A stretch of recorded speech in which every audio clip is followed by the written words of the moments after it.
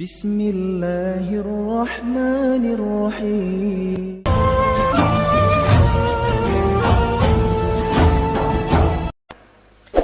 Saudara-saudara kaum muslimin rahimakumullah.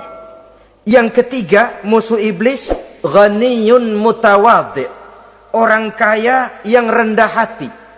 Orang kaya yang tidak sombong. Kaya apa saja. Baik kaya oleh karena ilmu. Orang yang kaya karena ilmu disebut orang alim. Baik kaya karena materi. Orang kaya karena materi dinamakan hartawan. Baik kaya karena kedudukan. Orang yang kaya karena kedudukan dinamakan pejabat.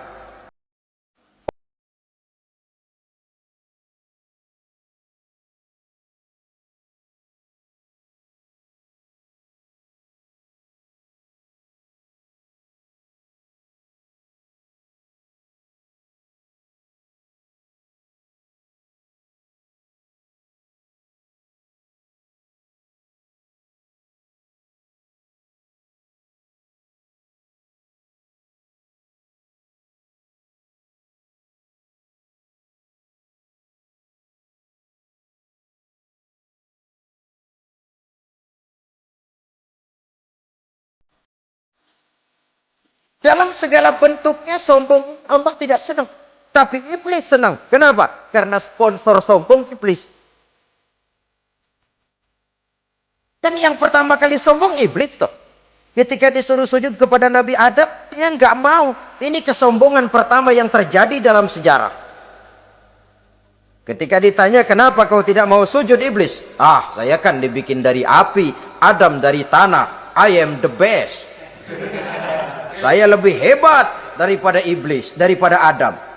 Adam baru kemarin dibikin, saya sudah lama. Kata Allah, kamu sombong iblis, ini surga bukan tempat orang sombong. Keluar! Terusir dia dari surga. Jadi, kesombongan pertama adalah kesombongan yang dilakukan oleh iblis. Dan dia tanamkan itu kepada kita, supaya jadi orang sombong.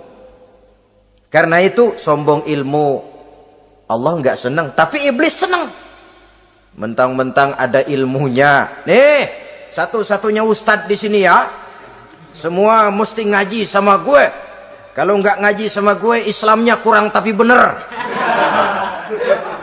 Sombong karena ilmu. Sombong karena pangkat. Mentang-mentang pakai bintang di pundak, jalan pundak duluan. Yang wajar saja hidup ini. Sombong harta pun begitu. Kaum muslimin rahimakumullah. Orang kaya yang rendah hati dimusuhi oleh iblis, tapi dicintai Allah, dicintai Rasul, dicintai malaikat. Caranya bagaimana? Kembali kepada satu kesadaran bahwa pada saat terlahir ke alam dunia ini tidak ada yang pernah kita bawa. Kalau sekarang kita punya rumah, punya kebun, punya kendaraan, punya pabrik, punya segala macam benda, apa itu? Titipan. Pada suatu saat akan diambil kembali oleh yang menitipnya. Kalau titipan itu pandai kita jaga, pandai kita syukuri, titipan akan makin banyak. Sama juga kita dalam kehidupan. Kalau orang bisa kita percaya, saya mau pergi ke luar negeri, rumah saya titip kepada tetangga. Saya pulang dari luar negeri, isi rumah tetap tidak berkurang, malah dibersihi, malah disapu, dihilangkan kotorannya. Tentu bukan main syukur saya, girang saya. Akan bertambah kepercayaan saya untuk menitipkan apa saja. Ini makna la in syakartum la azidannakum wa la in kafartum inna azabi lasyadid. Kalau kamu pandai bersyukur, aku tambah nikmat. Tapi kalau kamu ingkar, azabku teramat pedih. Artinya apa? Nikmat bisa berubah menjadi azab kalau kita tidak pandai mensyukurinya. Ma'asyiral muslimin rahimakumullah. Orang yang kaya ilmu lalu rendah hati, tidak selalu ingin menonjolkan diri. Ini kadang-kadang yang tanggung ini yang bikin berabe. Alim bener enggak, geblek bener juga enggak. Yang sedikit-sedikit mau nonjolin diri. Kalau nggak jadi imam nggak mau ke masjid, nggak jadi imam nggak mau ke musola. Pokoknya kalau nggak jadi imam marahan sama musola. Macam mana? Saudara-saudara kaum muslimin, rendah hati. Tidak selalu ingin menonjolkan, sebab orang yang selalu ingin menonjolkan dirinya biasanya orang yang kekurangan kepercayaan kepada kemampuan dirinya sendiri. Dia selalu ingin dinomorsatukan, dia selalu ingin ditempatkan pada ranking teratas. Dia tidak percaya diri. Orang yang percaya diri dapat bersikap wajar dalam kehidupan. Begitu juga kaya karena harta, dengan menyadari bahwa harta bagaimanapun banyaknya titipan dari Allah. Pada suatu saat akan kembali, dia harus dimanfaatkan sesuai dengan kehendak yang menitipnya. Begitu juga kaya oleh karena pangkat, kedudukan, dan jabatan. Pada suatu saat jabatan itu akan hilang dari diri kita. Karenanya sering saya jelaskan bahwa pangkat di dunia ini yang paling tinggi pensiun. Titel yang paling akhir almarhum. Saudara setuju atau tidak, titel itu akan saudara dapat. Bagaimanapun kita cinta kepada pangkat, kedudukan, entah pada akhirnya suatu saat akan sampai kepada posisi yang namanya pensiun. Kalau sadarlah kita kepada pemikiran ke arah sana, maka untuk mencapai kekayaan, baik kekayaan harta, kekayaan kedudukan, tidak lalu menghalalkan segala cara untuk mencapai tujuan, tapi dibatasi oleh norma dan kaedah yang harus dia taati, baik kaedah agama maupun kaedah bernegara. Inilah orang ketiga yang menjadi musuhnya iblis, orang kaya yang rendah hati, orang kaya yang tidak sombong. Yang keempat, saudara-saudara, tajirun shadiq, pedagang, pengusaha yang jujur. Iblis gedek betul, benci bukan main sama pengusaha, sama pedagang yang jujur, yang tidak ngurangi timbangan, tidak nipu pembeli, tidak barang yang jelek dibilang bagus, atau yang bagus di atas yang jelek di bawah, atau dicampur yang baik dengan yang jelek supaya kelihatan semuanya jadi baik. Semua orang ingin untung, tidak ada kecuali siapapun orangnya, dan itu wajar. Setiap manusia ingin mendapat keuntungan, kalau perlu dengan modal minimal mencapai keuntungan maksimal, seperti yang diajarkan oleh teori ekonomi. Itu kan yang namanya produktif kan? Satu usaha dinamakan produktif, bagaimana kita mengeluarkan modal minimal bisa mencapai keuntungan maksimal. Silakan. Bahwa manusia ingin untung itu insting, naluri, fitrah. Tidak ada orang yang mau rugi. Tapi cara mencapai keuntungan itu yang membedakan antara seorang muslim dengan yang bukan muslim. Sudah pernah saya sampaikan, apabila kaum pengusaha, para pedagang sudah dijangkiti penyakit yang tidak jujur, yang akan timbul adalah kekacauan ekonomi. Kekacauan ekonomi bisa menimbulkan revolusi sosial, dan revolusi sosial merupakan kiamat satu generasi. Semua kericuhan hampir bermuara dari perut, dan itu ekonomi. Orang nodong perut, orang korupsi perut. Ya walaupun korupsi kalau sudah kelas kakap tidak lagi sekedar urusan perut. Ya perut apa yang diurusin kalau korupsinya miliaran itu? Perut jin barangkali. Saudara-saudara kaum muslimin rahimakumullah. Oleh karena itu, pedagang yang jujur, pengusaha yang jujur, ini merupakan musuh iblis. Iblis tidak senang kalau ada pengusaha yang jujur. Iblis tidak senang kalau ada pedagang yang jujur. Tapi iblis akan tepuk tangan kalau pedagang sudah selingkuh, kalau pengusaha sudah nipu. Ada orang bilang, sekarang mah kalau jujur-jujur bener nggak makan apa-apa dong kita. Sebab katanya jangan lagi nyari yang halal, sekarang ini yang haram aja seret. Rupanya sering masang undian nggak pernah kena. Lalu bilang jangan yang halal, yang haram aja nggak kena-kena katanya. Sebenarnya bukan itu masalahnya, saudara-saudara. Bukan itu masalahnya. Masalahnya ialah bahwa kejujuran membawa keberkahan. Ini kalau kita berpikir dengan kacamata agama. Keberkahan merupakan sumber ketenangan.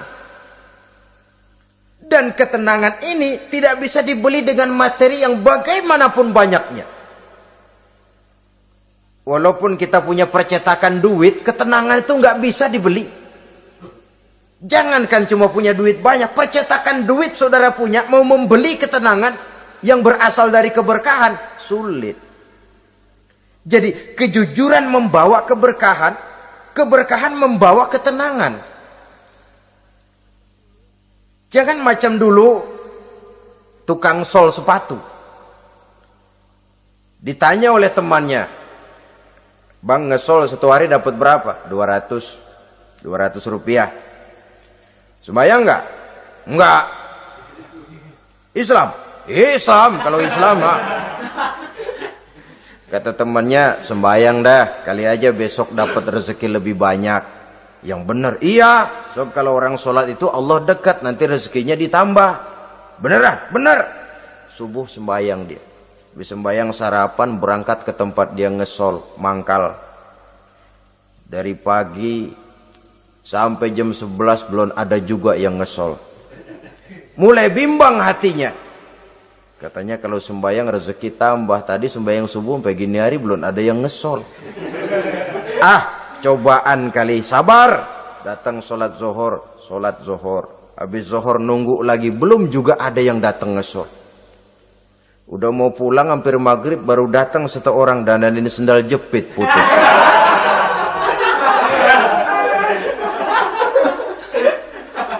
Sudah bayar 25 rupiah, pulang dia si tukang sol ini, ketemu sama temennya yang nyuruh sholat tadi. Ditanya, "Bagaimana penghasilan ini hari?" Apa dijawab? "Gua kapok deh sembahyang."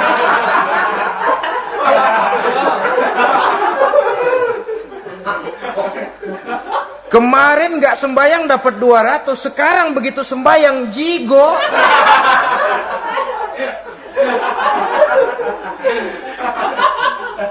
Dia tidak sadar bahwa dengan dari kacamata agama, 25 rupiah yang membawa berkah jauh lebih baik ketimbang 200 uang panas. Dari kacamata agama, 25 rupiah yang membawa berkah lebih baik daripada 200 rupiah tapi panas. Sebab panas menjauhkan kita dari ketenangan. Itulah sebabnya maka pedagang yang jujur, pengusaha yang jujur menjadi musuh setan dan beruntung.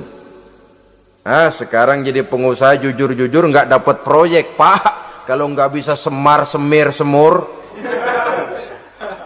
Padahal agama sudah menjelaskan ar-rashi wal murtashi finnar. Orang yang nyogok dan orang yang disogok dua-duanya neraka. Kenapa? Join termasuk ta'awanu 'alal ismi wal udwan. Bertolong-tolongan dalam berbuat dosa dan kesalahan. Kalau hadiah, lain hadiah. Kalau sedekah, lain sedekah. Tapi yang namanya semir, suap, ar-rashi wal murtashi finnar. Saudara-saudara kaum muslimin rahimakumullah. Jadi pedagang yang jujur, pengusaha yang jujur merupakan salah satu roda perekonomian. Kegoncangan ekonomi akan menimbulkan dampak sosial yang sangat luas dan kompleks. Yang pada giliran puncaknya, dampak paling negatifnya, dia sanggup menggerakkan terjadinya revolusi sosial. Bukankah sebagian besar gerak hidup manusia dimotivasi oleh keinginan untuk mempertahankan kelangsungan hidup? Dan kelangsungan hidup artinya mulut. Mulut itu artinya perut, dan itu artinya makan. Setelah itu mungkin baru pangan, baru sandang, baru dia berpikir pakaian dan sebagainya. Jadi karena dia merupakan penggerak roda ekonomi, pedagang yang jujur, pengusaha yang jujur mutlak diperlukan dalam kehidupan ini. Sebab sekali lagi, kejujuran akan membawa keberkahan, keberkahan memberikan ketenangan dalam kehidupan. Oleh karenanya kita umat Islam, biarin duit kita banyak, asal berkah. Itu tentu idealnya. Ketimbang dikit tidak berkah, lebih baik ia banyak, ia berkah.